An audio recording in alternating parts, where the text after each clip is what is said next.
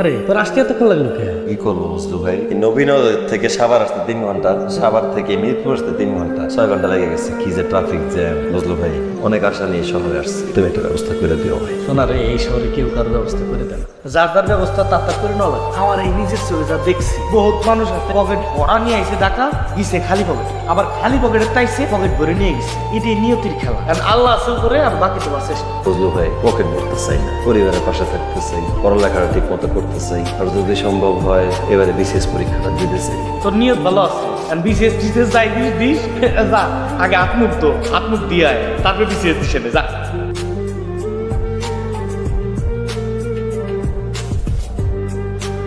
আমার মেয়ে ক্লাস 4-এ পড়ে, ওর অলরেডি 3টা টিচার আছে, তবে ম্যাথের যে টিচারটা সেই দাঁড়িয়ে ভালো পড়াচ্ছে না। ফাইনাল এক্সামে ও ম্যাথে 100-তে 96 পেয়েছে। ভাবতে পারে 4 নাম্বার কম, সেজন্য ওনাকে বাদ দিয়ে দিয়েছি। জি, বুঝতে পেরেছি। আপনার মেয়ে এখন কোথায় আছে? ওর রুমে লেখাপড়া হচ্ছে। কিন্তু টিচার, স্কুল, এরপর নিজের পড়ালেখা, আপনার মেয়ে খেলাধুলোর সময় পায় কখন? একটা ছোট মানুষের তো মানসিক বিকাশ হওয়ার জন্য খেলাধুলো করা খুব প্রয়োজন। আর খেলাধুলা, তবে হ্যাঁ মাঝে মধ্যে মোবাইলে গেমস খেলে, এই আর কি। আর এখন যে পড়ালেখার যে চাপ, খেলাধুলার সময় কই। আচ্ছা যাই হোক, আপনি কোন বিশ্ববিদ্যালয় থেকে ম্যাথে মাস্টার্স করেছেন? জি, আমি কেশবপুর জাতীয় বিশ্ববিদ্যালয় থেকে রাষ্ট্রবিজ্ঞান অনার্স করেছি। তবে স্টুডেন্ট পড়ানোর অভ্যাস আমার আছে। আমাদের এলাকায় পথকলি কোচিং সেন্টারে আমি ক্লাস 9-10 স্টুডেন্টদেরকে ম্যাথ করাই। বলেন কি, আপনি ম্যাথের স্টুডেন্ট না? জি না। স্যার কি মাথা ঠিক আছে? আমি আমার মেয়েকে রাষ্ট্রবিজ্ঞানের স্টুডেন্ট দিয়ে পড়াবো। আমার মেয়ের জন্য ম্যাথের টিচার দরকার, কোনো রাষ্ট্রবিজ্ঞানের স্টুডেন্ট দিয়ে আমি আমার মেয়েকে পড়াবো না। আপনি প্লিজ আসতে পারেন। কিন্তু ম্যাম, আমি তো 4th গ্রেডের ম্যাথ করাতে পারবো। আপনি প্লিজ আসেন, আমি সোহাগ স্যারের সাথে কথা বলে নিব।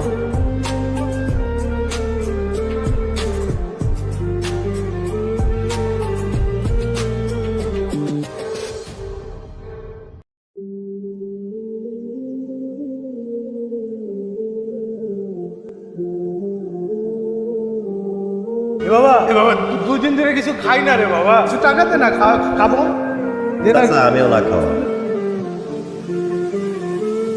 আচ্ছা, এই 50 টাকাই আছে। চলেন দুজনে মিলে কিছু খাই। আমি আর আপনি। হ্যাঁ।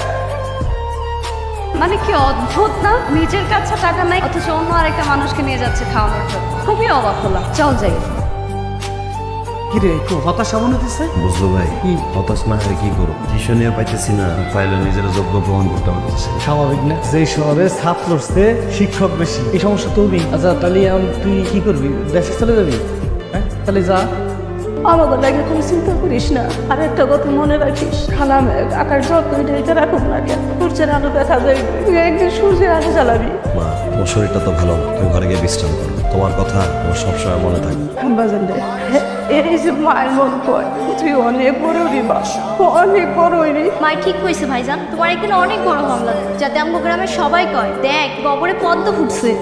সেই ফুলের সুবাতাস যেন আমার গ্রামের সব মানুষে পায়। আমিও গর্বে বুক ফুলে এত বলতে পারি আমার ফোন অনেক বড় হয়েছে। হ্যাঁ বাবা। বাবা, তুমি কখনো আমাদের অভাব বুঝতে দাও না। তুমি আমার কাছে পৃথিবীর শ্রেষ্ঠ বাবা। তোমার জন্য হইলেও আমরা বড় হইতেই হইব। শুধু দোয়া করো।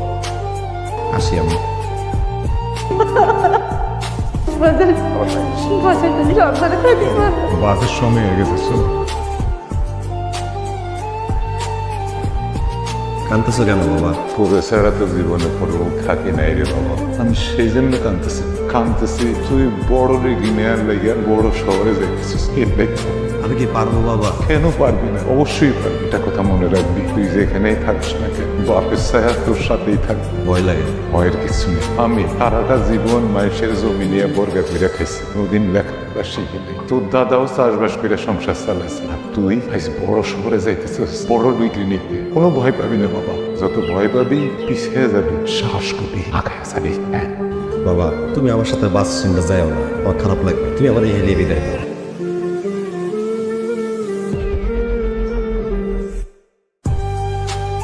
না ভাই, গ্রামে ফিরে যাবো না ভাই। শহরে আমি কিছু করতেছি, নিজের প্রমাণ করতেছি ভাই। কি কব, আমার এই যে আমাকে এখানে থাকতো, হ্যাঁ যার বেড়ে তুই ঘুমালি, এই সালের চাকরি নেই।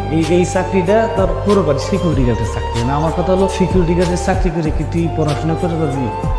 ভাই, সিকিউরিটি গার্ডতে আমি রাজি আছি। এই চাকরিটা আমার খুব দরকার, তাহলে আমি পড়াশোনাটাও চালাতে পারবো ভাই। তাহলে তো হয়েছে, দুই ভাই মিলে 22,000 টাকা পাবো, বোনাস তো আছেই। হ্যাঁ তাহলে তুই পড়াশোনা করতে পারবি, টাকা পয়সা কোনো সমস্যা হবে না। পোশাক আশাক দেয়, সাইজ না মিললেও পোশাক আশাকের টাকা লাগে না। ঠিক আছে, আমি করতে রাজি আছি। আচ্ছা তাহলে তোর চাকরি ফাইনাল। আসসালামু আলাইকুম। ওয়ালাইকুম আসসালাম। আপনাকে পরশু আমার কলেজের সামনে দেখেছিলাম না? আপনি পড়াশোনা করেন নাকি? জি ম্যাডাম। ও কোন সাবজেক্ট? ম্যাডাম আমি ওই বাংলা কলেজের রাষ্ট্রবিজ্ঞানে মাস্টার্স। আচ্ছা, আপনাকে যেখানে দেখেছিলাম আমিও ওই কলেজের শিক্ষার্থী, বাংলা দ্বিতীয় বর্ষের ছাত্র। ম্যাডাম তারা তো খুবই ভালো। আমি আপনার কলেজের জুনিয়র, আমাকে ম্যাডাম বলতে হবে না। আমার নাম তিথি, আমাকে নাম ধরে ডাকবেন, ঠিক আছে? আপনার নাম কি? ম্যাডাম আমার নাম শফিক, শফিক কিবরিয়া। আসসালামু আলাইকুম। আপনাকে না বলেছি আমাকে ম্যাডাম বলবেন না, আমাকে তিথি বলে ডাকবেন। জি তিথি ম্যাডাম, কি বলবেন বলেন। তিথি ম্যাডাম না, তিথি। জি তিথি, কি বলবেন বলেন। আমার ছোট বোনটা ক্লাস 9-এ পড়ে, ওর জন্য টিচার খুঁজছিলাম। আপনি কি ওকে পড়াতে পারবেন? অবশ্যই পারবো, আমি তো টিউশনই খুঁজছিলাম। যাক, তাহলে তো ভালোই হলো। আজকে থেকে শুরু করে দেন, বাকি কথা বাসায় হবে। আর আমার বোন কিন্তু ক্লাস 9-এ পড়ে, 9-এর ইংরেজি পড়াতে পারবেন? ম্যাডাম আমি ক্লাস 9-এর সব সাবজেক্ট পড়াতে পারবো, আপনি কোনো চিন্তা করবেন না, আপনি আমার উপর ভরসা রাখতে পারেন। আপনার উপর ভরসা করলাম, কিন্তু আমাকে তিথি বলে বলতে হবে আর তুমি করে বলতে হবে। জি আমি চেষ্টা করব। ঠিক আছে।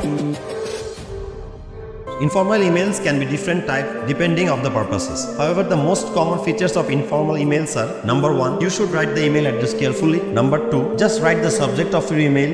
স্যার আপনি তো খুব সুন্দর ইংরেজি পড়েন। তোমার বুঝতে অসুবিধা হচ্ছে না তো? না স্যার, আমি বুঝতে পারছি। আচ্ছা স্যার, একটা কথা শুনবেন। আমার আপু না ইংরেজিতে খুব দুর্বল, আপুকে একটু ইংরেজি পড়াবেন। আচ্ছা তুমি এখন পড়ো, তোমার আপুটা পরে দেবো। একটু পড়ান স্যার প্লিজ, আপু আসুক।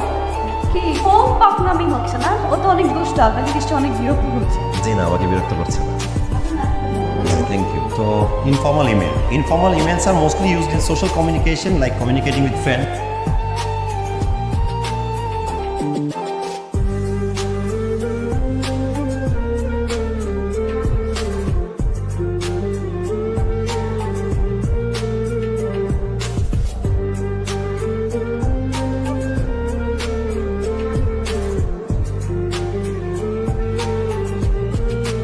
অনেকক্ষণ ধরে তো না না বলছেন, এখন আমি আপনাকে একটা শার্ট গিফট করবো, সেটা আপনাকে নিতেই হবে। আপনি আমাকে গিফট দিতে চাচ্ছেন সেটা ঠিক আছে, কিন্তু আমি তো আপনাকে গিফট দিতে পারবো না। আমার তো কোনো গিফটের প্রয়োজনই নেই। আপনি ভাইবাতে চান্স পেলে আমার সব থেকে ভালো গিফটটা পাওয়া হয়ে যাবে। আর আপনি যেহেতু ভাইবাতে যাবেন, আই থিঙ্ক আপনাকে হোয়াইটটাতে বেশি ভালো লাগবে, তাই না? ও, আপনাকে একটা কথা বলার ছিল। জি বলেন। না থাক, এখন না বলি। যে কথাটা বলার জন্য 1.5 বছর যাবত অপেক্ষা করেছি, সেটা পরেই বলি।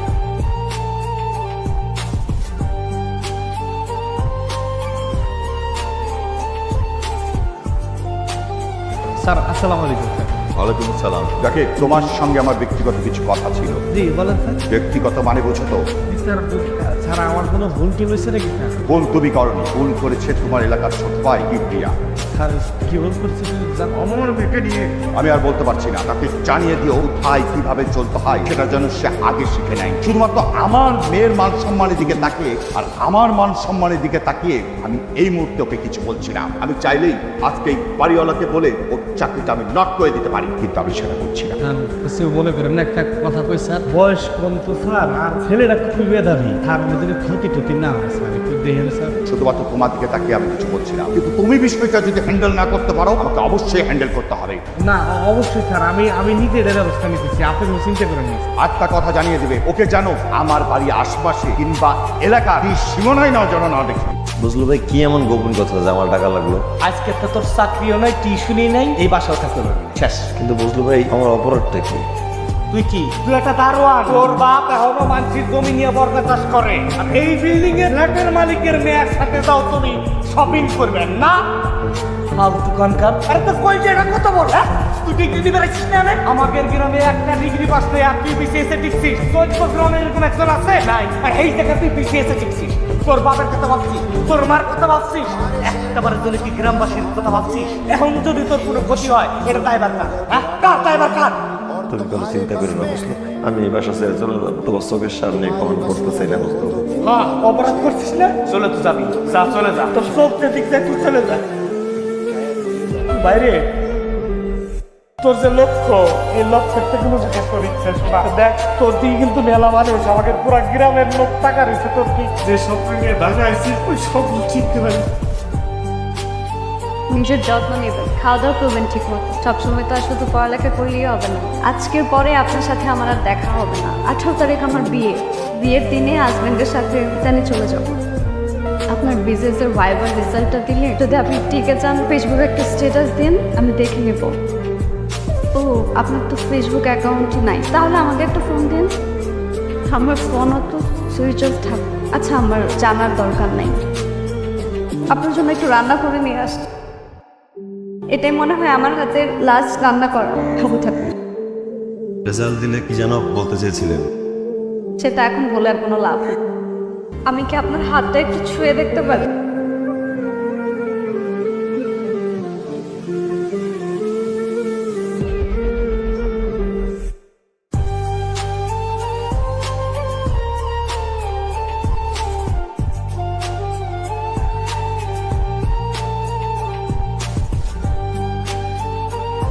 হ্যালো, সালাম আব্বা। বাবার একটু মহান না, জলদি বাড়ি দিয়ে।